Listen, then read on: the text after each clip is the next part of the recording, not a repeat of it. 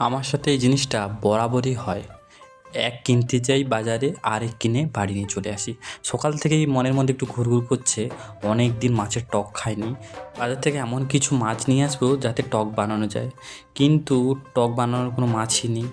বাজার থেকে পেয়েছি এই সুন্দর সুন্দর ভোলা মাছ। অনেক দিন কিন্তু ভোলা মাছ খাইনি।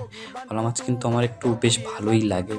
চলুন আজ বানাবো ভোলা মাছের আলুবিহীন মাছ, গায়ে গায়ে ঝাল। চলুন কীভাবে বানাচ্ছি আপনাদেরকে দেখাচ্ছি। নুন হলুদ মাখিয়েছি।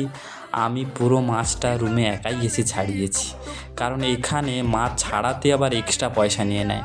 এক্সট্রা 30-40 টাকা নিয়ে নেয় ওরা। মাছের দাম নিয়েছে আমার 80 টাকা, আর ওরা নিয়ে নেবে 40 টাকার মতো।